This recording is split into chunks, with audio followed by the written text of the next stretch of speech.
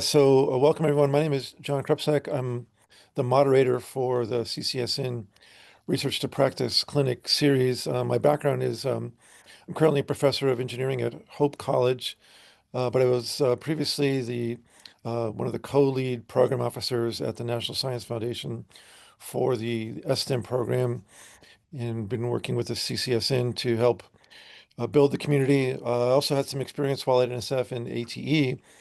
So we're very excited today to welcome our presenters for today's clinic, Mary Slowinski and Rachel Brower. They're going to be explaining a little bit about bridging the gap, the education industry partnership. So with that, I'm going to pass things over to Mary and Rachel and let you introduce yourselves and take it away. All right. I'm not sure if Mary has frozen. She might have. I'm going to go Uh-oh. ahead and introduce myself.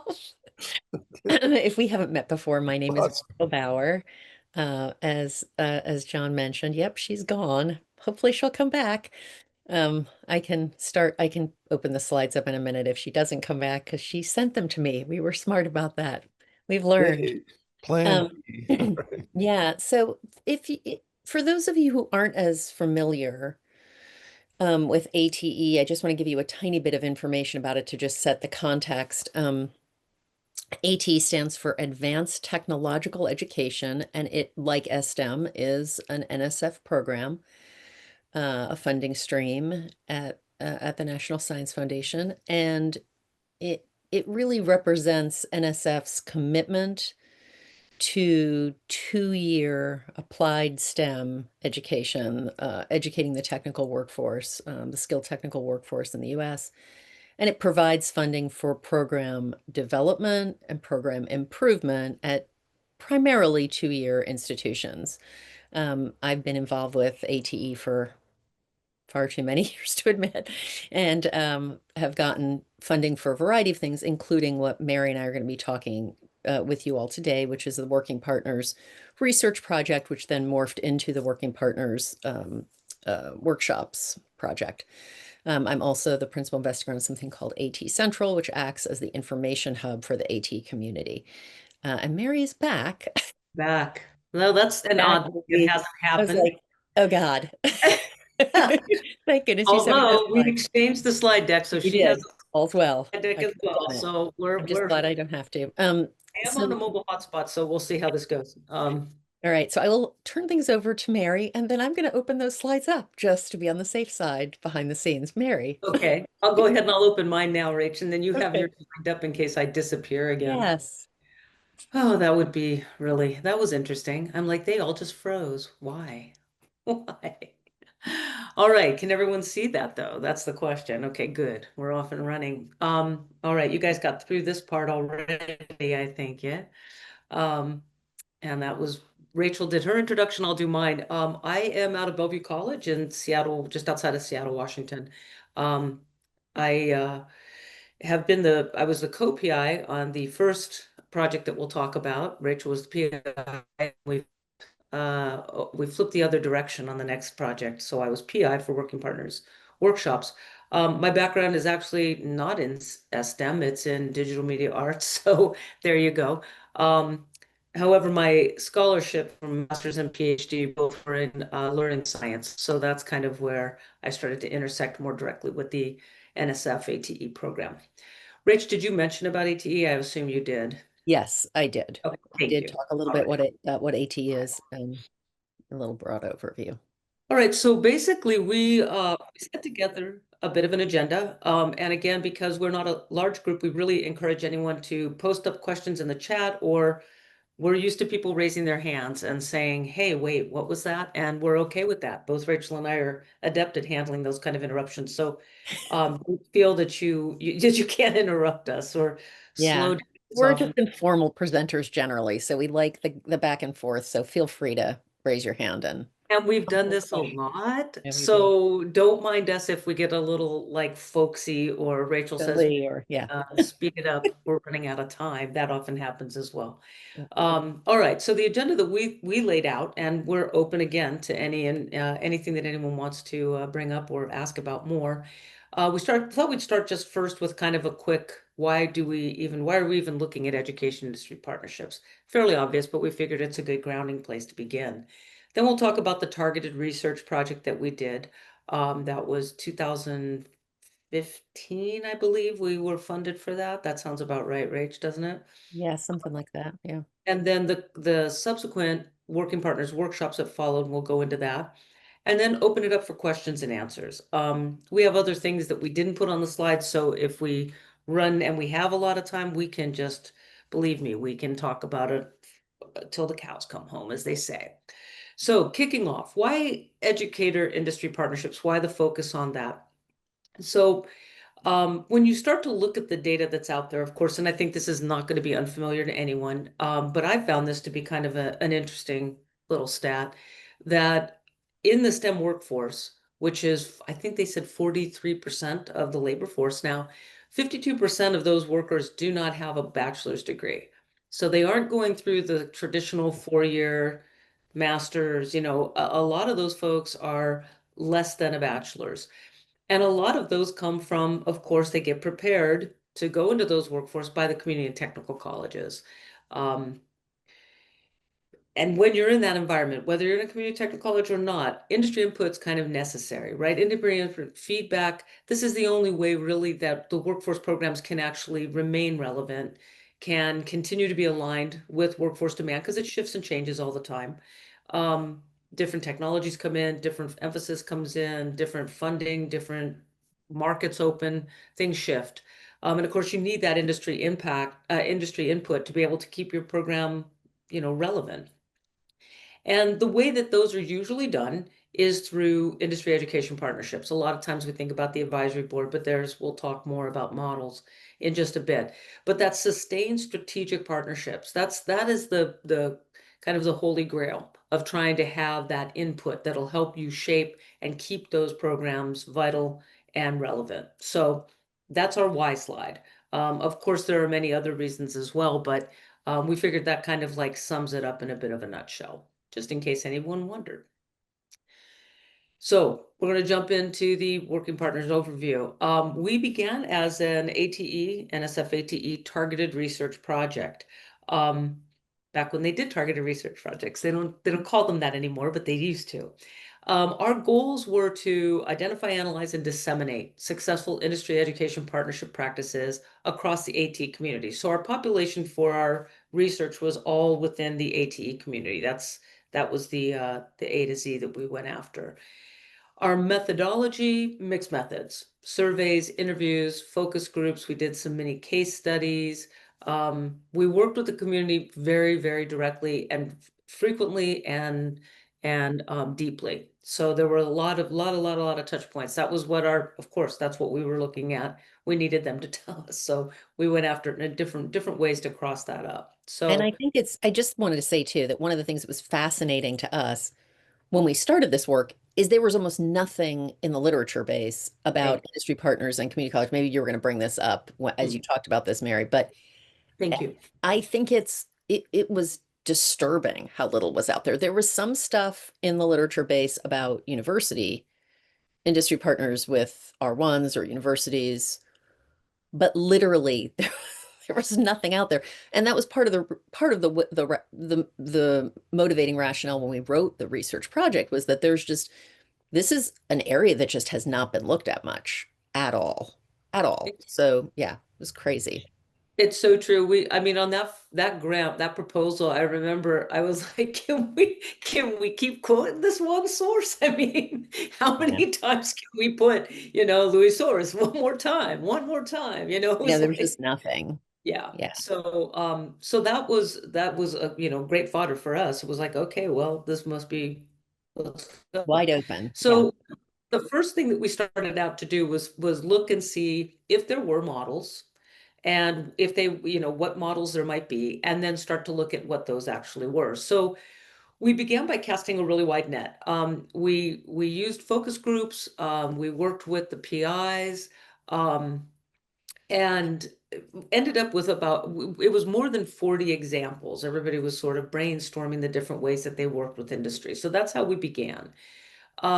Then we refined that list down to 18 categories. We eliminated redundancies and we grouped like efforts. And this one we worked with, we did some, but we worked to vet and kind of corroborate our thinking with an advisory group of principal and investigators who helped us to kind of go, oh yeah, those are the same thing. They can go under this bucket. They can be in this bucket. So we got down to 18. Then we started surveying and interviewing community members outside of the PIs and got a little bit more of a broad base. And as we looked at the more redundancies and model clarification, we came down to 12.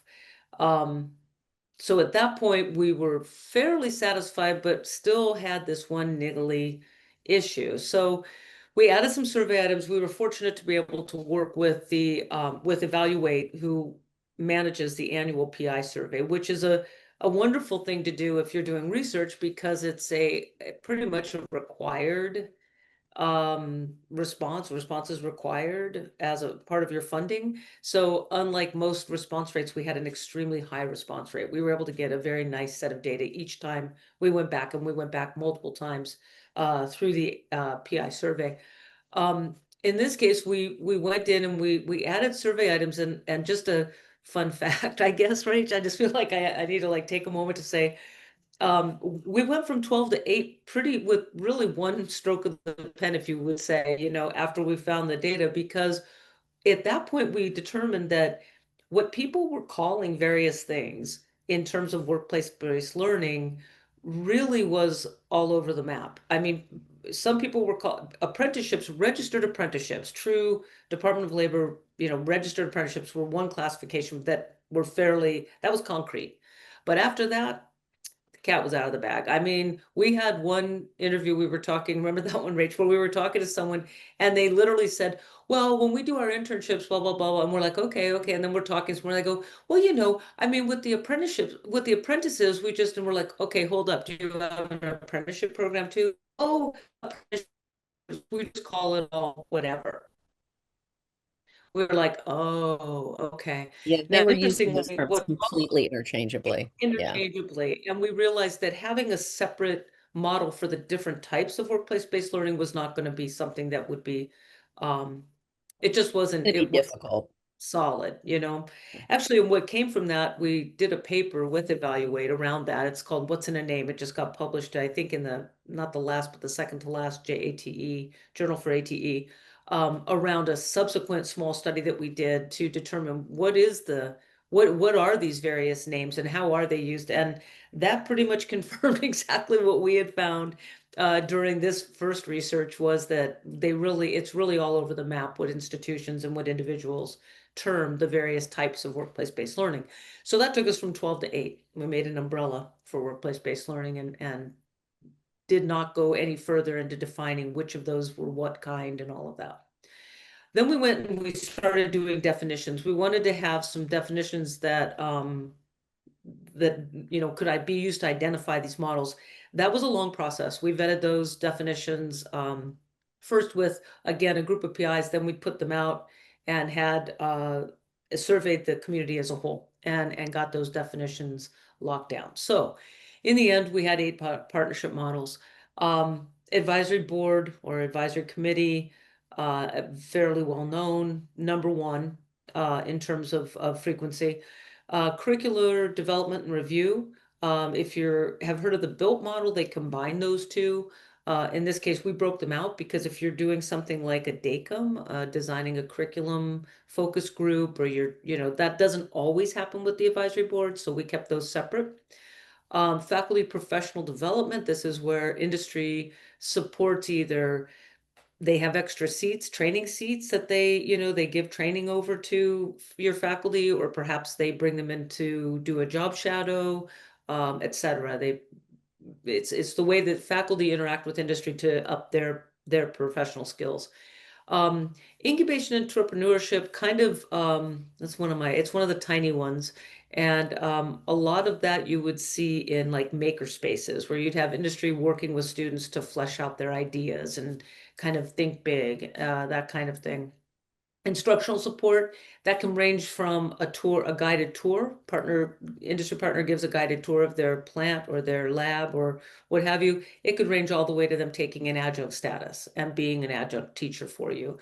Guest lectures, judges at competitions, etc. That's all considered instructional support. And I always think of that one as where the industry person is actually almost always connecting with the students directly. Program support, $, and donations, this is donations of goods, services, money. Sponsored research, you see the biotech sector was doing a lot of this because they couldn't get the students into the labs because of non-disclosure acts and safety issues.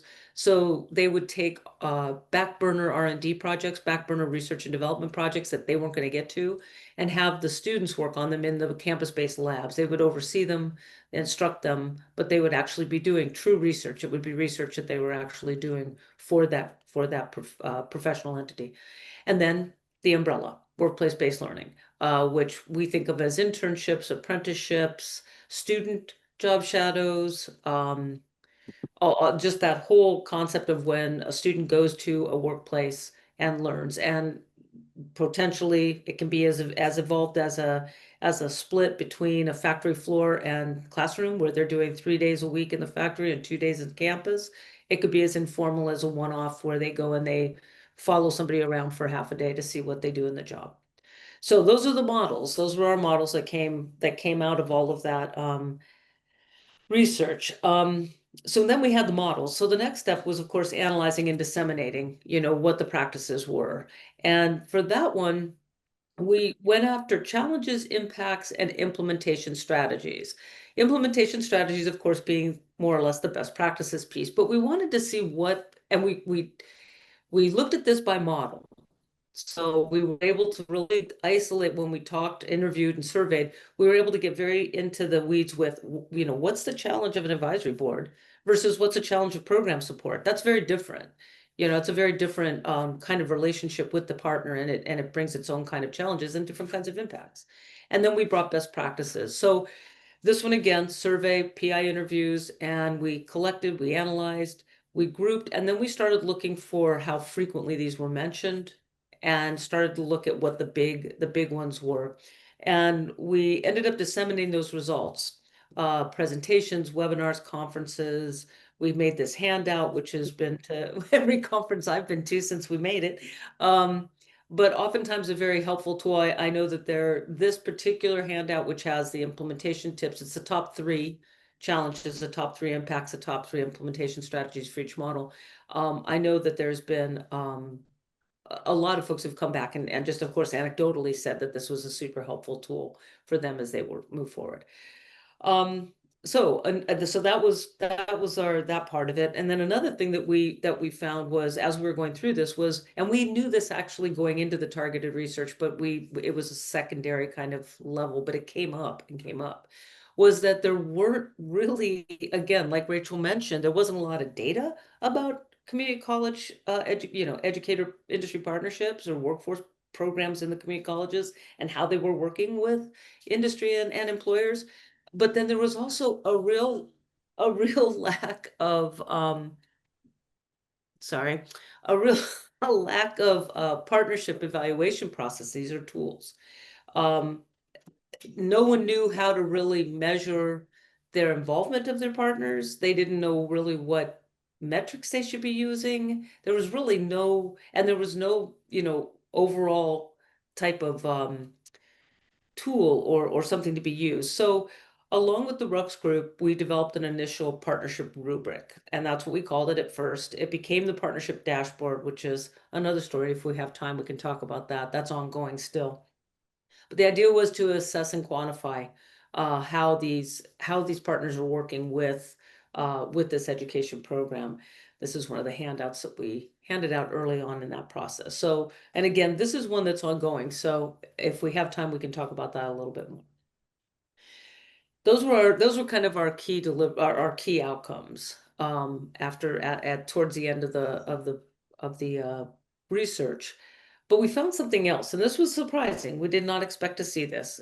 And that was that 78% repeated no training, no guidance on how to do this work. And anybody who's a program chair at a community college knows how this is. It's like you in Washington State, we're required to have two advisory board meetings a year. And that's pretty much it. Do them, record them, log them, turn them into the workforce office. Good luck. That's pretty much what you get. And of course, what that ends up being is oftentimes what we hear from a lot of the folks that we've talked with and worked with during the research project and subsequently, is that you have good donuts and some coffee and you bring them in and you tell them what you're doing and then you say goodbye. And that's because, no one's telling us how to really do this. Less than 2% reported any formal professional development around this, and none mentioned any kind of development or guided development of an industry partnership action plan. So that was a surprise. I mean, we kind of knew it intuitively, but it was a whole nother thing to actually have hard data around it. And that was when we went back and put in a proposal to do the working partners workshops. So that was a result of that finding. These are professional development for educators, PIs, administrators. We've had institutional teams want to take it, so staff. I mean, we opened it up. It's not just for AT. The workshops provide structure and support for building partnership action plans. And we begin, and everything is based on each participant or participant teams individual industry partnership goals. So there's nothing that comes in, we don't say this is what you must do. It's much more we start with what do you want to do? What do you need to do? It starts out what do you want to do, and then we move to what do you need to do, and then how can industry help you? And then how do you make a plan to get that kind of involvement? So very much based on their partnership goals. It does not, that's the genesis of the entire workshop. This is interesting. It's a virtual 8-week workshop. We use an online course site on Instructure Canvas, and we have one weekly meeting via Zoom, 90 minutes. It's funny because we always feel a little guilty asking for 90 minutes, but then seriously, after week 2 of the 8 weeks, everybody's clamoring for God, these are just too short. Is it already, we get that, which is great, leave them wanting more. I think that's some famous show person probably said that. But what's interesting is when we were funded in December 2019, which was 4 or 5 months before COVID settled in and locked everyone down. So we're in our first year, which of course the first year of the grant was develop the curriculum and get the thing ready to roll. And then at the end of year 1, start bringing people together. We were funded to have 3 workshops a year to bring up to 40 educators together to a spot. We had community colleges that had lined up to sponsor each of the workshops. Yeah, nobody was going to travel. And in one of my past lives, I was a curriculum design director for my college, and I had brought probably 300 faculty into the online space with their course materials. And of course, I was like, we cannot do anything online. Everyone's hair is on fire. Everybody's online trying to teach. Maybe they have some experience with it. Maybe they don't. We can't do it this way. We can't do a virtual workshop right now. That's the last thing in the world any educators are going to want to do. And then we met with our advisory board, and our advisory committee said, hey, you could do this and you could do that. And the next thing we knew, I got off that call and I was like, yeah, now we know what we're doing. And it was like, wait a minute. They got me doing a Zoom call and an online course. What? How did they do that? Monica, you raised your hand. Yes, thank you. I wanted to know, you talked about the 8 industry partnership models. So your workshops, it doesn't matter. I just want some clarification. It doesn't matter which of those models they're using, they can still attend these workshops. Absolutely, yeah. And if they aren't using any of them, they can. In other words, we're trying to help them think through all of this. And those models are a great way to think through it. But somebody could be using something that we don't actually have as a model, and it would be fine. I mean, honestly, almost everybody's work did fall in, which was lovely for us. I mean, there's confirmation. But part of what we're trying to do, as Mary mentioned, the advisory committees or advisory boards tend to be what everybody focuses on. And part of what happens during the process is that people suddenly think, oh, why am I not doing program support? Why am I not trying some of these other things? Do you know what I mean? Because as they start to come up with those goals, they suddenly realize, maybe an advisory board actually doesn't end up connecting me to industry in the right way to meet that goal. So it doesn't matter what model or if you're even, and we also sometimes had, didn't we, Mary, people who were writing proposals and came specifically to try to think about this when they were in that proposal writing phase. So they didn't How even will we? know what Yeah. they wanted to do yet. Yeah. Yeah, Thank how you. will we involve industry? Perfect segue. Thank you, Monica and Rachel. Incremental small weekly assignments for each team. And this is what we do. And again, this was me being a curriculum designer looking at the COVID madness and thinking this has to be a super light lift. If we're going to do this over 8 weeks, they have to be able to do these things in a very, very small, quick. It has to be quick.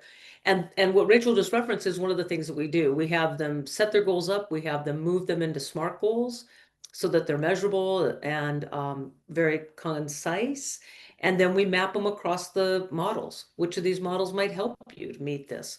Then they go from there and they start to work on criteria, and then that criteria becomes the grounds for their assessment, et cetera. So, but all of them are done in bite size. Everything's done like super bite size so that they can accomplish the, whatever little piece that needs to happen, they can do it within a very short time that week. Then we talk about it the next week and we move to the next thing. And then in the end, those all build together to create the action plan. And we have a huge emphasis on peer interaction networking. When we started out, we talked a lot. And by the 8th cohort, we talked very, very little. We spent a lot more, we spent a lot more time having them work together and, if you will, spitball, for lack of a technical term, ideas and practice their asks of what they'll be asking for industry and such. So we definitely, well, I'm a big believer in collaborative knowledge building, and I think that the community sustains that, and educators as a whole tend to want to do that. So we are not, when we run these workshops, we tell them right up front, and we repeatedly throughout, we're not the fonts of knowledge. We're not going to tell you how to do something, but we will provide you with resources that will help you determine how you would best do that, how it would fit for you and your goals and your environment. Because, as many educators as we have in the workshops, that's as many environments and unique environments as there are. So we don't try to, we do not do a one size fits all. That's one thing that does not happen in the workshops at all. All right, so some of the things that we found, we've done 8 cohorts. We've served, I think, about 260, I think, have come through the workshops. And with that long view, we were able to now we're able to look back over time. So one of the things we found, and very satisfyingly, I must say, from cohort 1 all the way through cohort 8, and then as the summary data over the course of the 8, workshop participation definitely increased the attendees' confidence in working with partners. They completed evaluative pre and post workshop surveys, and items measure different things like their perceived gains. All of it, of course, is their perception. It's nothing, quant. It's definitely qual. So perceived gains, their satisfaction with the process, with the tools, with what we were giving them, the value of activities, which helps us continue to refine the workshop. The confidence levels, though, was always kind of a fun one because that's kind of a nice little measure, right, of where they feel they are in terms of their preparation to do this work. And so we used Likert style item: 1 equals no confidence, 5 equals very confident. And all the cohorts showed like crazy significant gains in participant confidence. Like I remember seeing the data come off the first one. I thought, okay, whatever, first one. Got the second one, and I remember saying to Rachel, it was like, this is like made up. I mean, you could, if you were to fake your data, it would look like this, here's their confidence at the beginning and here's their confidence at the end. This, this is great, but it's sustained across. So here's just 6 of, or 5 of the question stems. And you can see the difference. And of course, again, 1 would be no confidence, 5 would be a lot of confidence. And you can see pre to post. The pre numbers are low, and the post numbers, of course, show significant increase in confidence across the board, whether it's creating a strategic plan, whether it's recruiting, whether it's sustaining partnerships, even the global at the top here, you see the initiating and sustaining. That's kind of like the global number. And you can see there's just this tremendous gain in people feeling much more confident about working with industry. The other thing we found was that they really like the virtual format. That was unexpected. We thought, okay, we're just gonna, kind of stopgap since no one can travel anywhere in the world and we're all like the planes of all are laying on the ground now. We'll just do this, and then when that goes by, once we start conferencing again and such, we'll start bringing them together in face-to-face workshops. But no, over the cohorts, 62% said, nope, we like it this way. And they said, don't change it. And even the remaining ones really were just looking at a hybrid. They said it would be nice to meet face to face at the beginning and maybe the end, but the rest is nice online. My feelings on that, and I guess we'll probably try and dig into the state a little more at some point, perhaps, is that partially that's because, and we heard this anecdotally, partially it's because it gives people a chance to digest. It gives them a chance to kind of look at one piece of their partnership planning and digest that portion. It's like, oh, okay, yeah, let's prioritize our goals. Oh, next week, okay, yeah, we really do need to put metrics on these. We need to make these much more specific. Okay. And then, oh, okay, and prioritize them. Okay. And it's like, oh, yeah, you know what? Like Rachel said, program support, a partner that is not on our board but is willing to donate could get us to this goal much quicker, um, and so on. Um, so that was kind of a surprise. We didn't expect that they would like it. Now, that said, they do like coming together. So we've been doing pre-conference workshops with workshop alumni at High Tech, notably, and we've had a tremendous success with those as well. Those have been very well received. The last one we did was this last summer at High Tech, and we realized that we have a whole portion of this is called making the ask. We used to say, what did we used to call it? We had some other term we were using. We Um, were sort of calling them elevator pitches, yeah. really. It was sort of elevator pitches and yeah. And that confused everyone because they'd come back with their full elevator pitch. And we're like, no, no, no, we need you to really think about putting it, what's in it for them.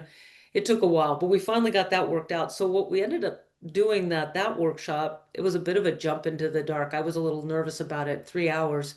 And we just did speed networking. They practiced their asks. They refined their hooks, as we call it, and they went around the room and just did a bunch of that. So that's the kind of thing that we'll do with the alumni because they know things. We did one on assessment. We've done some on sustaining relationships. We've done different specialty things when they have kind of the base knowledge. We've also done a focus on assessment, little evaluative thing too at the end of last year, which we won't necessarily get into, but in any case, virtual It's form. really been, and it's been really interesting because I think the cohorts, because it's been over 4 or 5 years now that we did the workshops. But when you bring them together as a group, you're bringing people together from all the different, some people from all of the different cohorts come. And, there've been long-term relationships that have started where people meet someone, get supported by someone who's newer to the AT community or who just got a grant, ends up meeting someone who's been around for a few years. There's been so much wonderful community built around the workshops. Um, I think we were both surprised by that. And I think the other thing that happened with the hybrid piece is that people wanted the time, like Mary said, to focus on the industry partnerships. And what we heard from people also was that often like if you go away for a day and a half workshop, you get all pumped up about it. And then you come home and you don't really do anything with it, because there's no follow-up. Whereas doing it over 8 weeks, they really did come up with that plan over time. And then they got to come meet with us in person at High Tech and ask questions in person and talk more about it. Um, and so, yeah, I mean, I think we would never do it any other way. Like, I can't imagine trying to do this in any other way than the slow build over those 8 weeks. It also gives a lot of time for and it's primarily me, Rachel sometimes, but mostly me, to give feedback. Yes, So Mary does a lot. each step that each time they turn in one of those little assignments, if you will, I hate to call them that because that just feels, I don't know, feels odd. But each time they send in a little next piece, I'm able to give them feedback and say, yeah, this looks like what about this? Or have you guys thought about that? Or, it really gives them a chance to refine as they go. So that's always really nice too. All right, and then this was kind of the fun one, which is we started getting a hint of this a year and a half ago, but now for sure at the tail of this project now. Workshop impacts continue over time. So our external evaluators, surveyed and interviewed uh, participants 12 to 18 months after they completed the workshop, mostly 18 months, but some of them this last round had to be just the 12 months out. They did a survey and then they did interviews with as many of them that would do interviews. And they ended up doing, I think they ended up doing like 40 interviews. So it was a good pool. They got a good N out of it, and had a lot of response. And we did this twice. They did the first 3 cohorts and then they did cohorts 4, 5, and 6. What they found, I'm just going to summarize, key findings were behavioral and procedural changes around partnership practices, a lot of looking at it differently, doing it differently, and even in terms of their institutions, setting it up differently.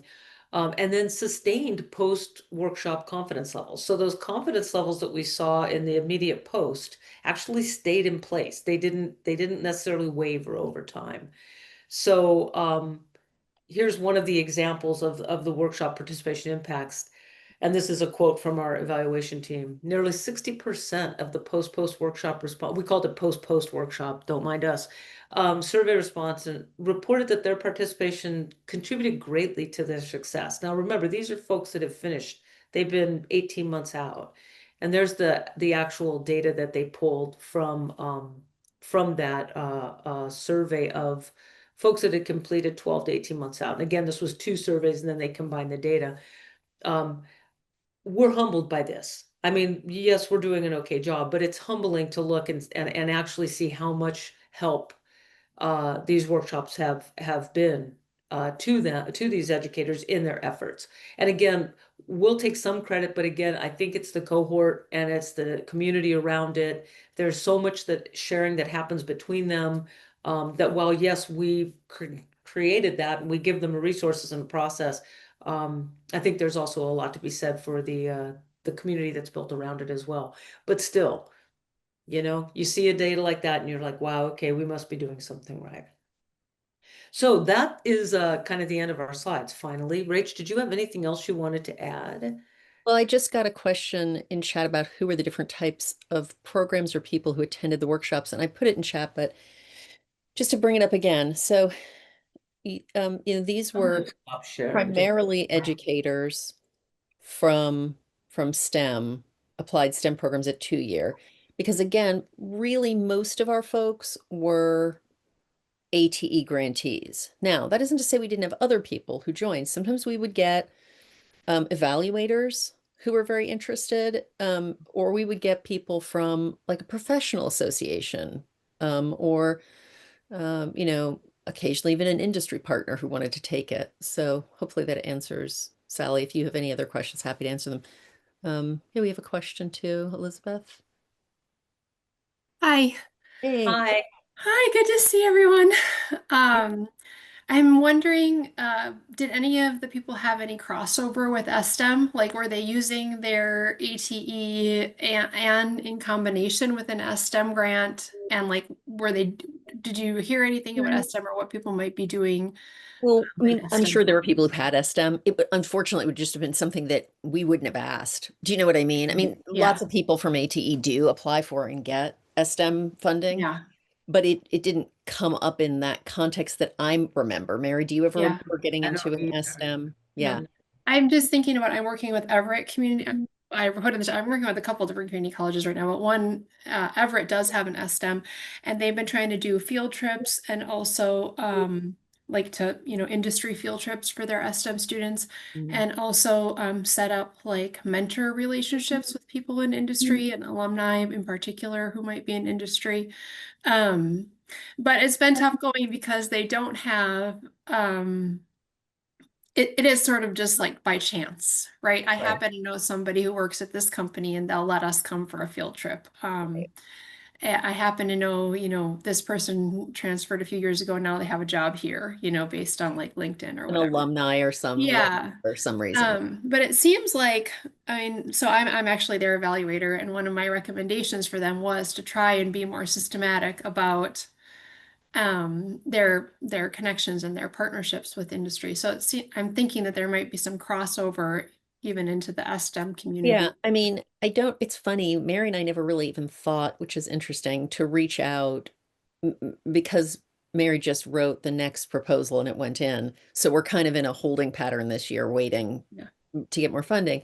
But STEM is an obvious other It place really to is. say we'd be happy to take teams from STEM. The problem we're running into, it stops being scalable. I mean, at first we were getting 30 and 40 people applying, and we had 30 spots each workshop, right? Hmm. And it was 50 and 60 people applying. And by the last cohorts, we were getting 80 and 90 people applying. And so the problem we bump into is that there are two of us. Yeah. Mary does of a lot of the heavy lifting. But the good news is that one of the things we're going to do in this, if we get funded, is to do an online Self. self-guided Mm. module. I mean, and I don't, it probably won't have the same level of impact for folks, but it's better than not doing it at all. You know, Yeah. and there are resources up there that you can use. And I think that Mary's really good with curriculum. And we're really hoping that in the end, that self-guided will be a good way to scale. We talked about train the trainer too. We may look at that also, but we wanted to try to do something that people could do individually or with teams. I'll let Mary talk more about this too, but of course. But I mean, it is difficult, but STEM is an obvious other group to turn to for participants. And it just is tricky to Sounds like you don't really need any more participants. Yeah. that's what we struggle with. But Right. as like Rachel's saying, what we're looking to do is kind of shift that modality a little bit. So Yeah. the self-paced. Oh, we lost Can you, you, Mary. Mary, we can't hear you. We lost your audio. Just for a second there. Can't hear you at all. Oh, goodness. Try again. How about now? Yeah, Yeah. you're back. Yay. Weird. Oh, What's weird. happening? Yeah, I don't know. It's my internet connection is all odd. I don't know why suddenly and now of all times. Um, I think that the self-paced training modules are going to be helpful. I think that would be something where people can put a toe in and get with, kind of push themselves through it. I think that'll be helpful. Um, yeah, that's all I was going to say We now. hope to have videos and we may do some other things too to make them a little bit richer. Um, Interestingly, too, our last time, for the last cohort, we ended up with, it was so odd. I was going through all the applications and I'm like, what is this 8-person team? We're usually like individuals, maybe up to a yeah, 3-person team. And it was like, what's this 8-person team? Oh my gosh, there's a 4-person team.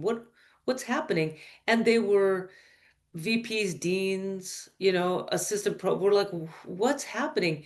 And we contacted them, and it was I think five different institutions who had faculty who had come through or knew people that had gone through, and they wanted to institutionalize. And they wanted to take yeah, the workshop and then bring it back to and their do whole scale institution. it up on their institution. So that is part of the next proposal as well, to work with, to start to see how that could be done on an institution level. If you have workforce programs, how you could help your workforce program chairs, have kind of a unified front in how they go about that. So Yeah. Well, it's a great idea. Definitely needed. Thank you. Yeah, it's if hard. you're on the peer review panel and it happens to come up, vote yes. Here you go. Here you go. You have to be reviewing. Seamless We're just saying. promotion. No. We didn't say that. You didn't hear that.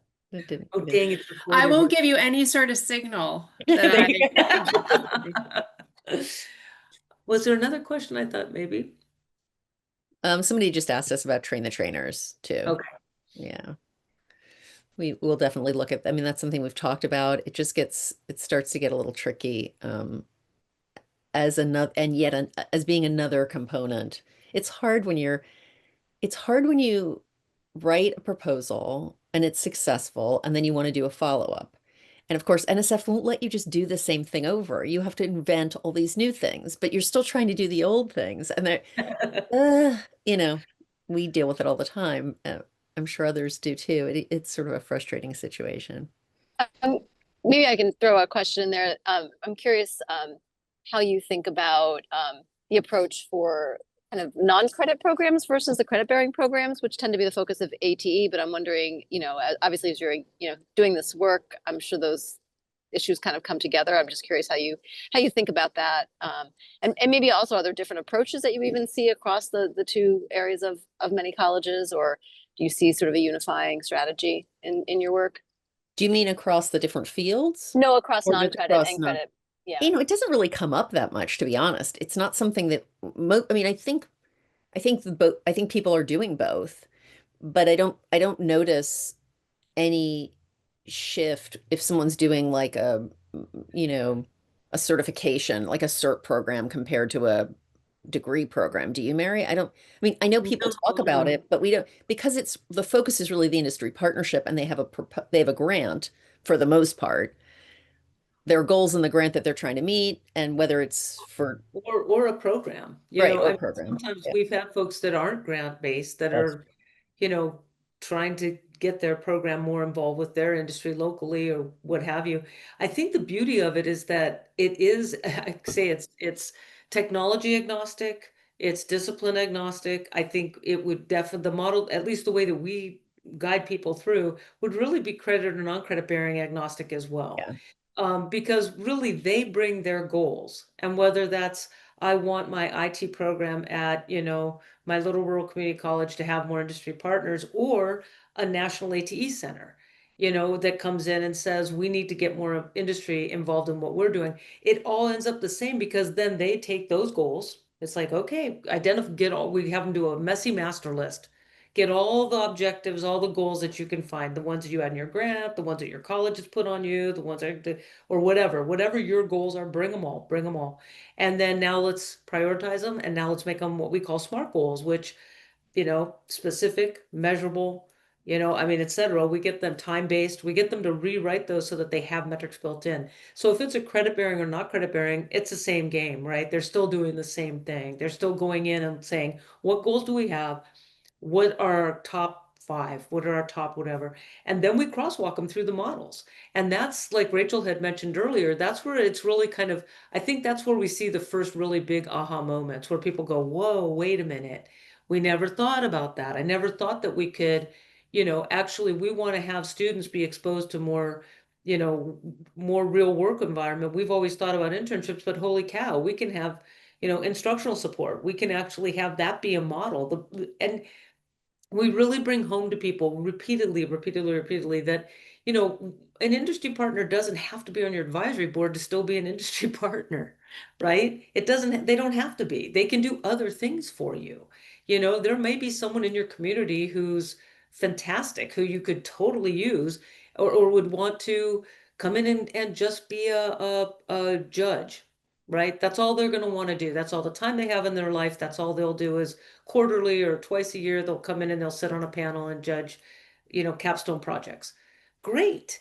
That's industry involvement. That's not to be scorned, because then again, that person ends up being someone who's, man, this is so great. Well, would you like to come in and do a guest lecture? Oh, sure. I guess I could do that. And the next thing you know, you do have them on the advisory board and they've signed an MOU for 3 years. Yay. Victory. So it's really, we stress what's in it for them, which is a Ann Beheeler term. Trying to look at the partners not as you're going with your hand out, hoping they'll help you out, but more re reorienting yourself to think about, well, what are we offering them? What do we have? What are they going to get from us? And when you start to do that, it starts to kind of shift the equation. And I think that's another aha moment, when people, because no one wants to do that at first. They're like, yeah, yeah, whatever.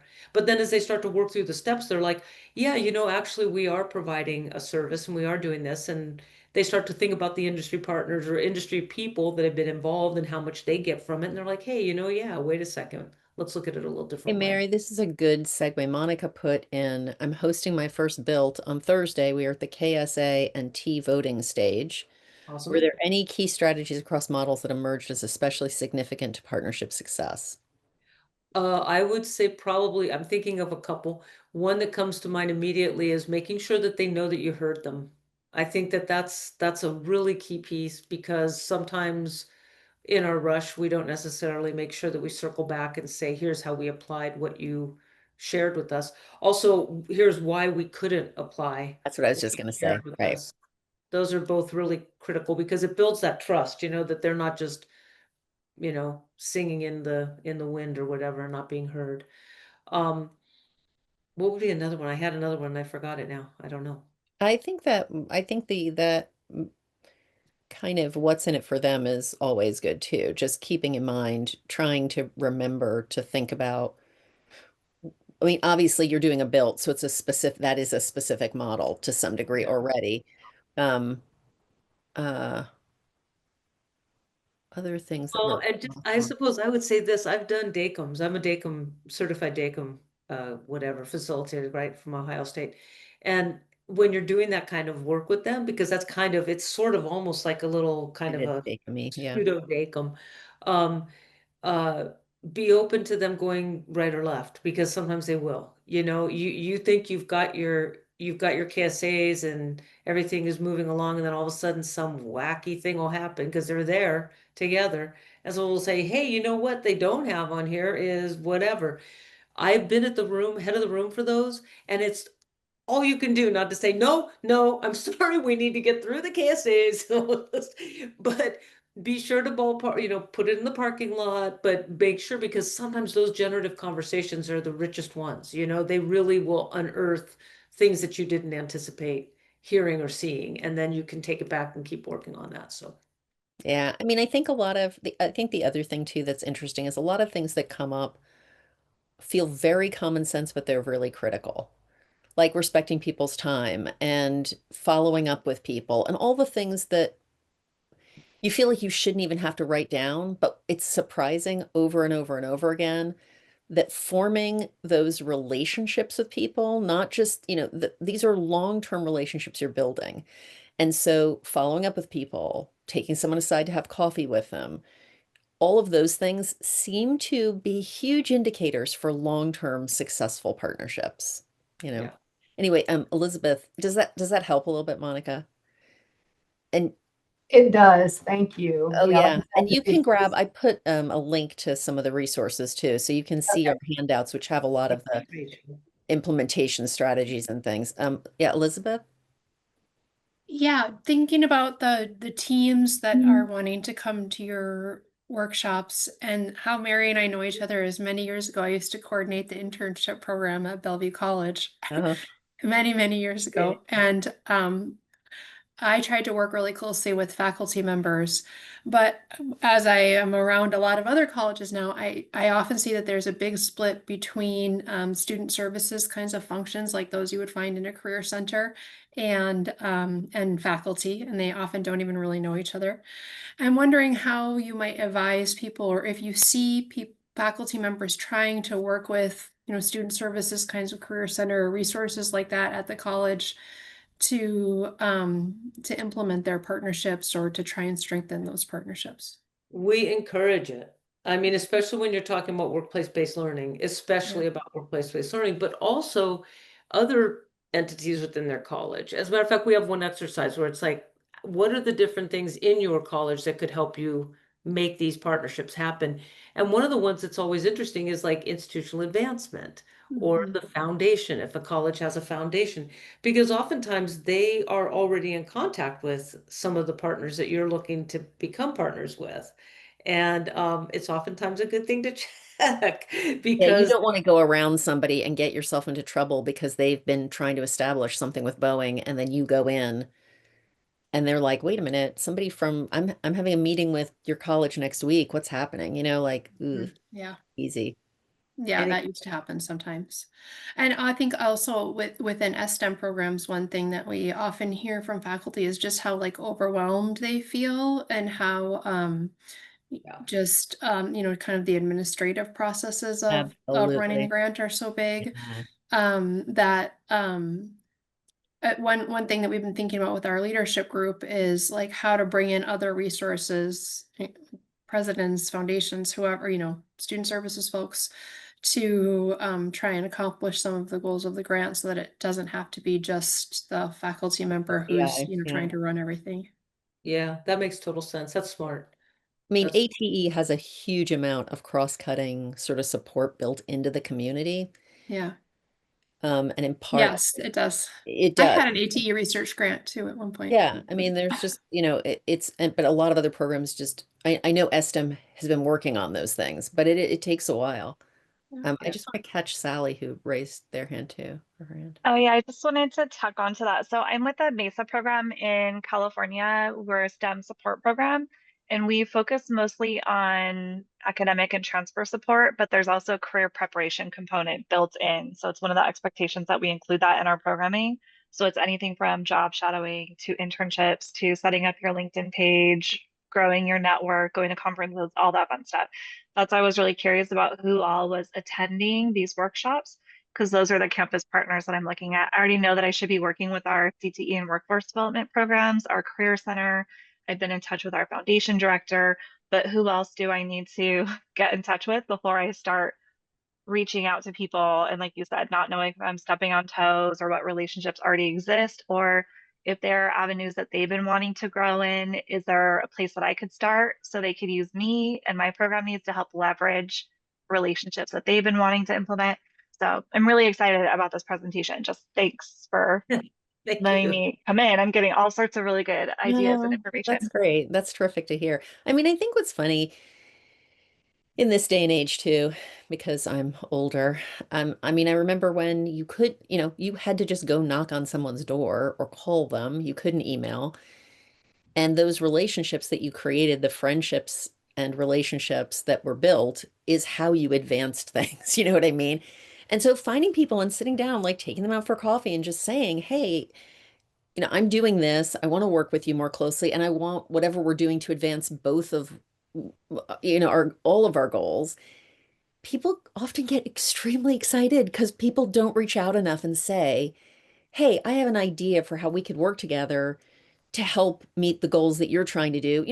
I mean, whatever it is within the institution, student recruiting or marketing and outreach, all that stuff. So I agree with you. Like those are such powerful things to have happen.